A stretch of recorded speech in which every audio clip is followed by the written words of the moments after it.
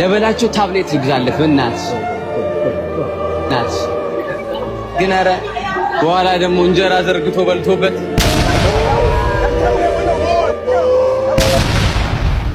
በስማም እንዴት ነው የምታምረው? ኧረ ግን እኔ እዚህ ጉድ ነው የሆኑት ጀሞችኛን ደግሞ ተስፉልኝ እቺ አትወደዘይ በእናቴ ደግሞ ታኩር እዛ እኩያ ስንት ታሪክ ይሰራል።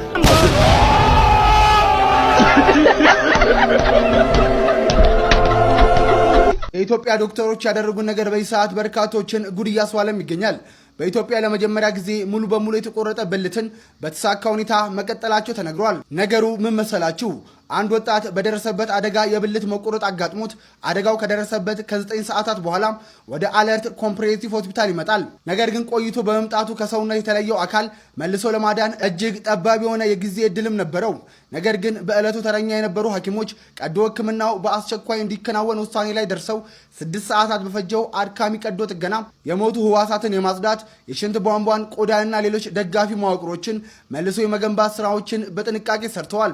እናም አሁን ላይ ቀዶ ጥገናው በስኬት ተጠናቆ ታካሚውን በጥሩ የማገገም ሁኔታ ላይ እንደሚገኝ ተገለጸ ሲሆን ይህንንም ታሪካዊ ቀዶ ጥገና ላከናወነው በዶክተር አብዱራዚቅ አሊ መሐመድ ለተመራው ቡድን በርካቶችም አድናቆታቸውን እየቸሩት ይገኛሉ። ይህንን ታሪካዊ የኢትዮጵያ ዶክተሮች ጀግንነት ስራ እንዴት አያችሁት?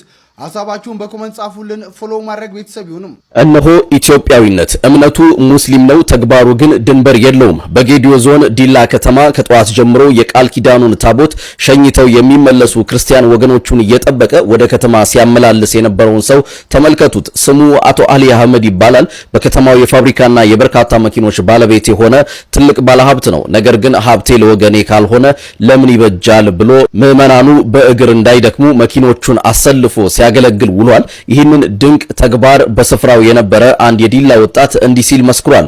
መኪና ውስጥ ገብቶ ከመሄድ ይልቅ ይህንን ታሪካዊ የአብሮነት ተግባር ለትውልድ እንዲቀመጥ ፎቶ ማንሳትን መርጫለው። ፋብሪካውና ንብረቱ በቅርብ ርቀት እየታየ እንዲህ ዝቅ ብሎ ማገልገሉ እጅግ ገረመኝ ብሏል። እኛ የምናውቃት ኢትዮጵያ ይህች ናት። ለብዙዎች ተምሳሌት ለሆነው ለክቡር አቶ አሊ አህመድ ታላቅ ክብር ይገባቸዋል። ይህንን የፍቅርና የአንድነት ተግባር ለዓለም ለማሳየት ቪዲዮውን ሼር አድርጉት። መልካም ጊዜ።